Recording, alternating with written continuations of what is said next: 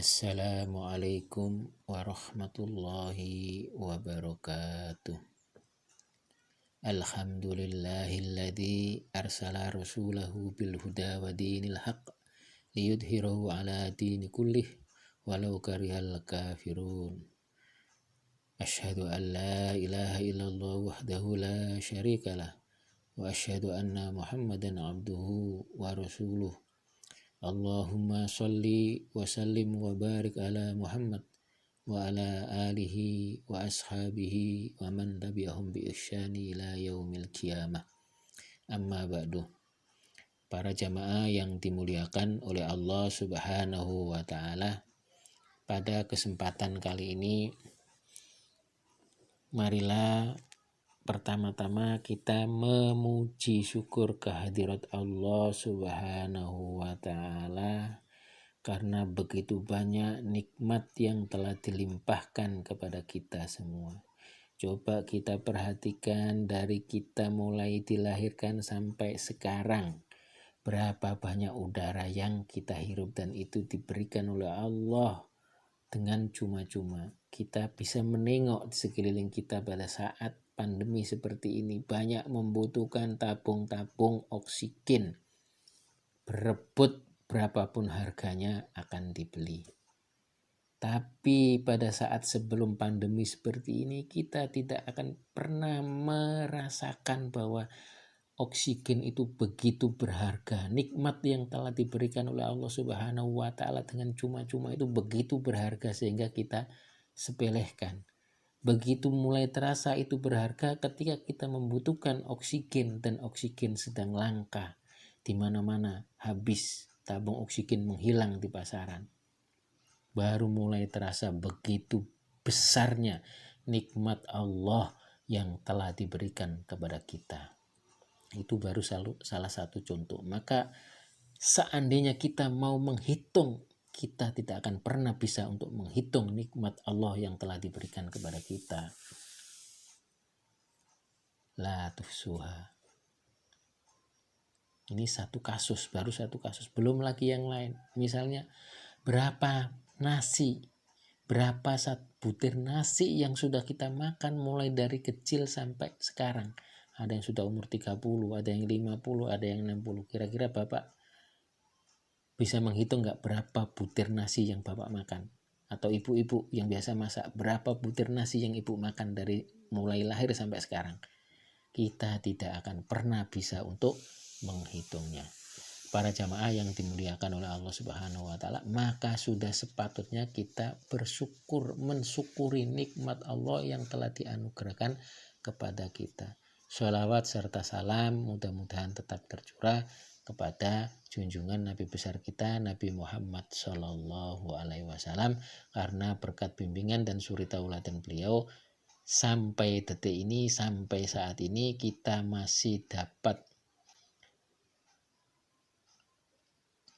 masih dalam kondisi Islam. Kita dapat mengetahui mana yang benar dan mana yang salah. Kita dapat mengetahui mana yang halal dan mana yang haram. Para jamaah yang dimuliakan oleh Allah Subhanahu wa taala, kita akan melanjutkan pada bab pertemuan sebelumnya, yaitu masih tetap dalam bab sutroh. Kalau kemarin pertemuan sebelumnya terkait dengan pengertian sutra, kemudian hukum sutra, di mana insya Allah pendapat yang lebih kuat adalah hukumnya sunnah. Meskipun ada 4 pendapat, yang pertama wajib, yang kedua sunnah secara mutlak, yang ketiga sunnah jika dikhawatirkan ada yang lewat ketika kita sholat, ada yang melewatin antara batas sutra dengan kita. Yang keempat Yang keempat adalah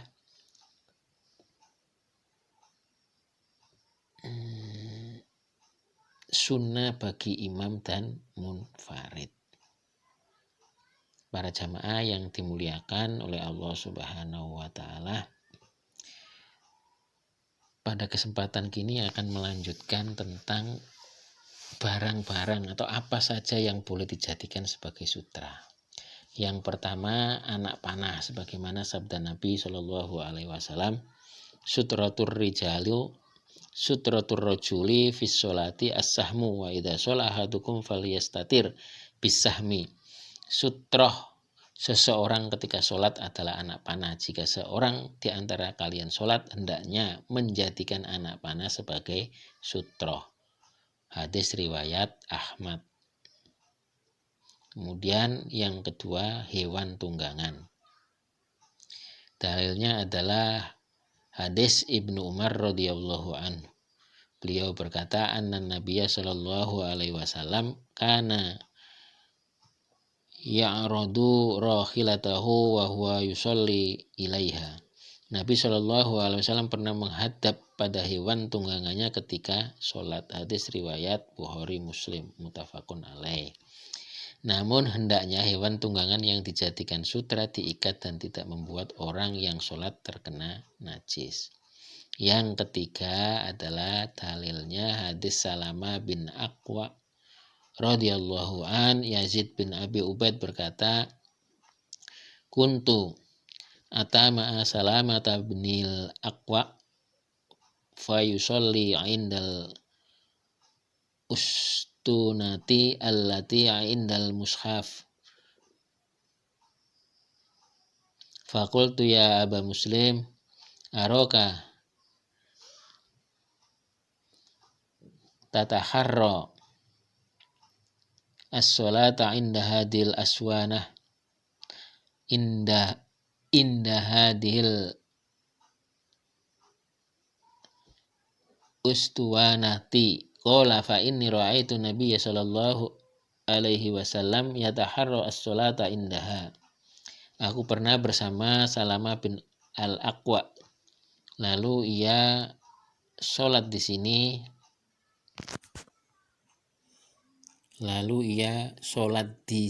di sisi atau di belakang tiang yang ada di Al-Mushaf. Aku bertanya, wahai Abu Muslim, aku melihat engkau sholat di belakang tiang ini, mengapa? Kemudian ia menjawab, aku pernah melihat Nabi Shallallahu Alaihi Wasallam memilih untuk sholat di belakangnya. Hadis riwayat Bukhari Muslim atau muttafaqun alaih. Para jamaah yang dimuliakan oleh Allah Subhanahu wa taala, benda atau barang yang keempat adalah pohon. Dalilnya hadis dari Ali bin Abi Thalib radhiyallahu an, beliau berkata, laqad ra'aituna lailata badrin wa ma fina insanun illa naiman illa Rasulullah sallallahu alaihi wasallam fa innahu kana yusolli ila syajaratin wa yad'u hatta asbaha.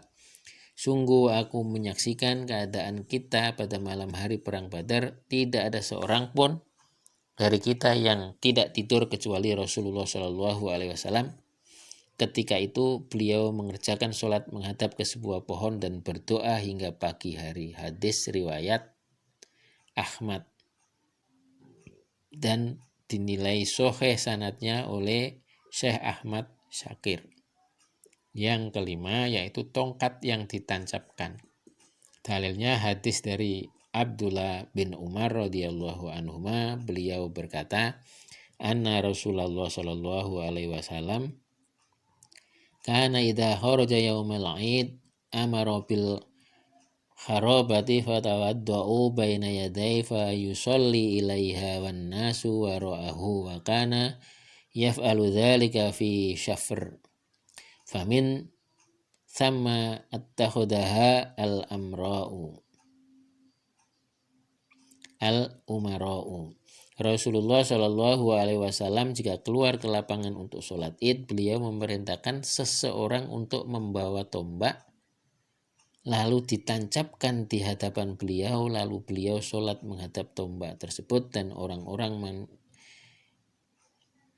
bermakmum di belakang beliau. Beliau juga melakukan ini dalam safarnya. Kemudian hal ini pun dicontoh oleh para umara. Hadis riwayat Bukhari Muslim atau muttafaqun alaih. Yang keenam, dinding.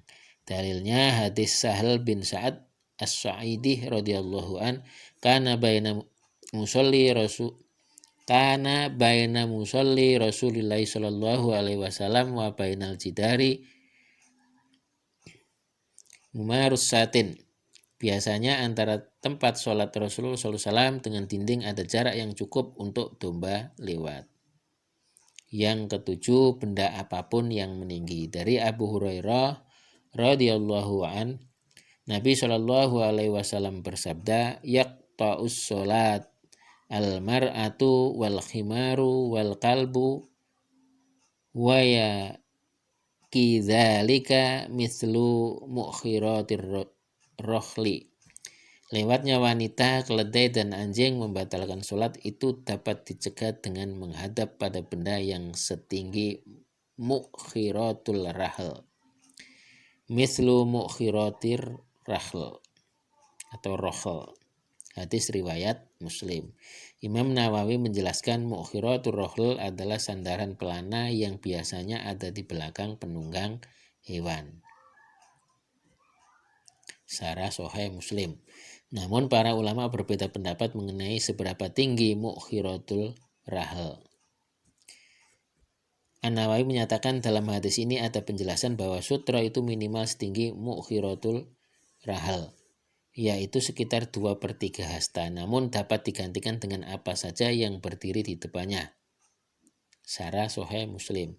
Ibnu Battal memaparkan, Ats-Tsauri dan Abu Hanifah menyatakan ukuran minimal sutroh setinggi mukhiratul rahl, yaitu tingginya 1 hasta.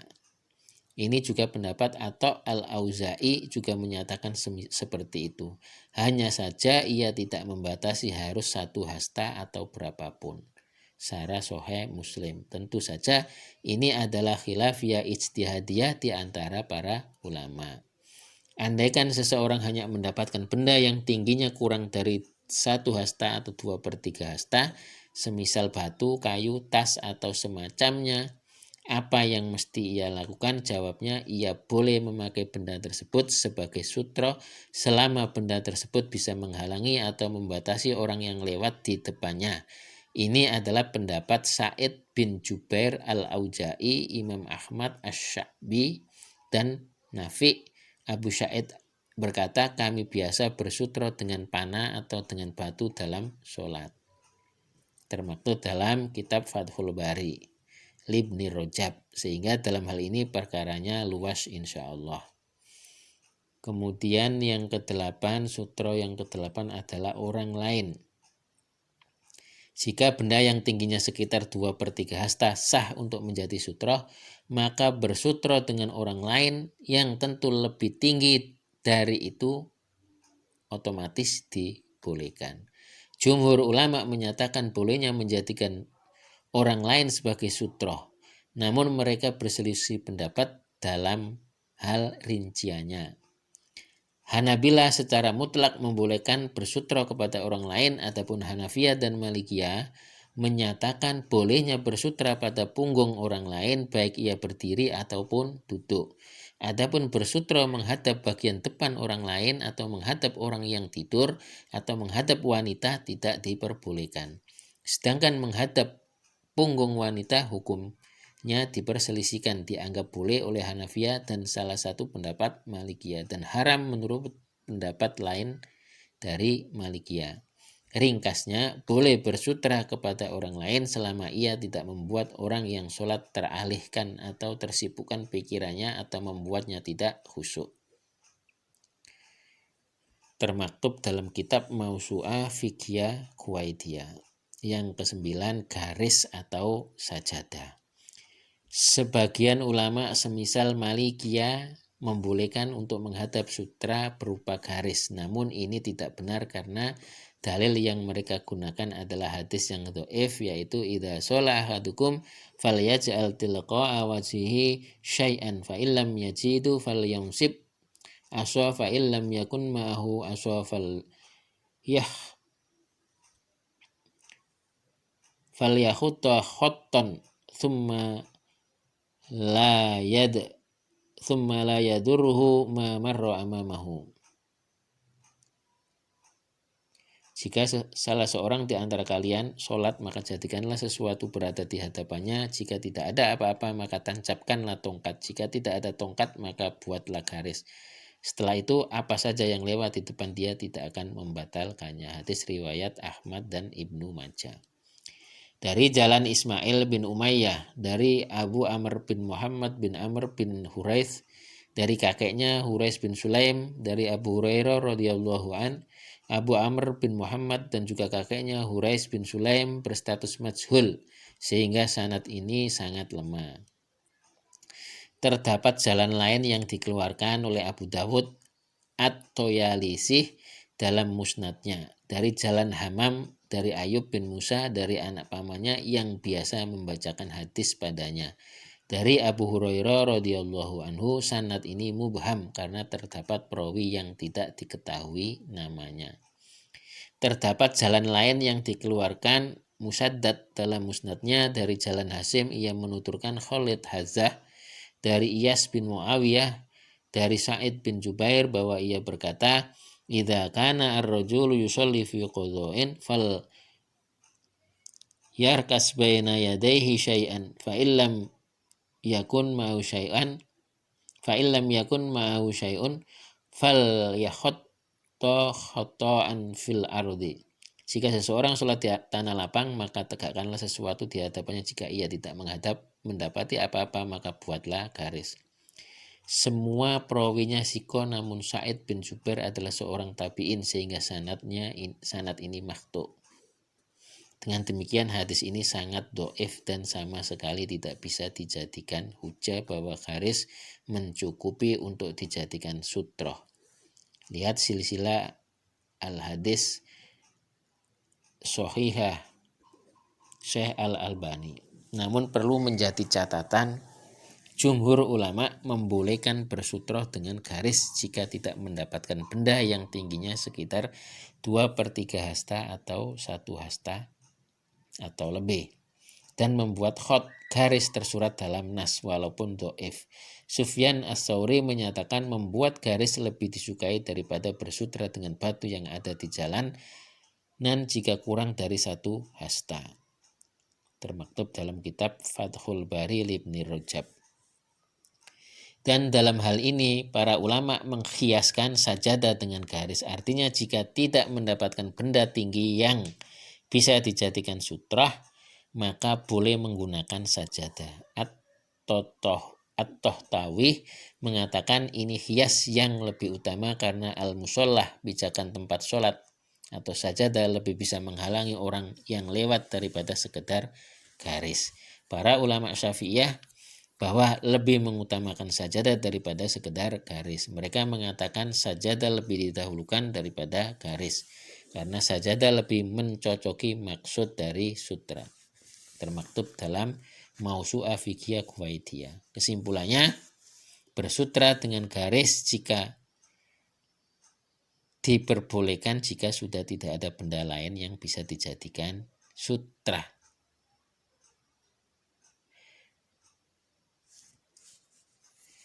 Sekali lagi, kesimpulannya tidak boleh bersutra dengan garis jika masih ada benda-benda lain yang bisa dijadikan sutra. Namun jika memang tidak ada, maka diperbolehkan dan sajadah itu lebih utama daripada garis.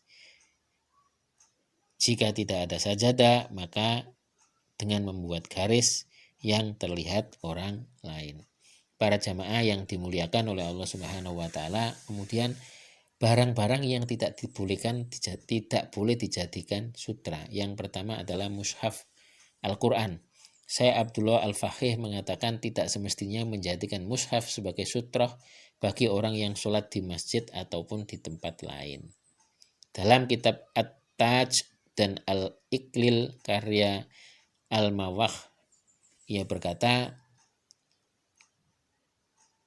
penulis Al-Mudawwanah, tidak boleh bagi orang yang sholat menjadikan mushaf sebagai kiblat dengan mengarah kepadanya. Juga Al-Hattab dalam Mawahib Al-Jalil mengatakan tidak boleh sholat menghadap sutra. Tidak boleh sholat menghadap sutra berupa mushaf Al-Quran.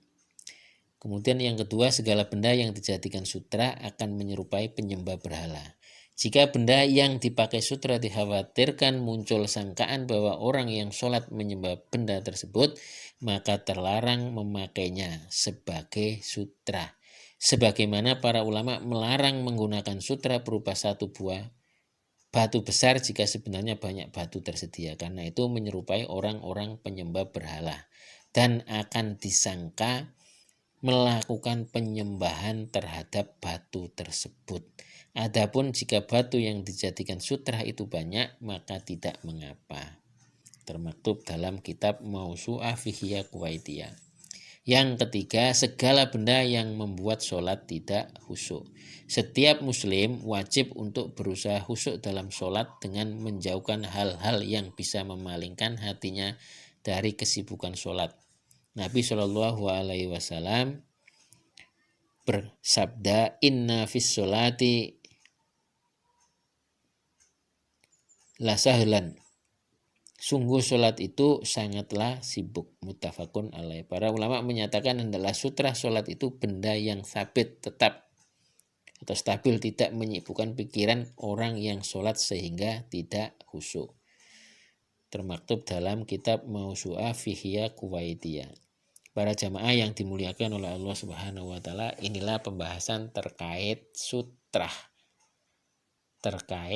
Terutama terkait dengan benda-benda yang bisa dijadikan sutra dan benda-benda yang tidak bisa dijadikan sutra. Mudah-mudahan bermanfaat. Billahi taufik wal hidayah. Wassalamualaikum warahmatullahi wabarakatuh.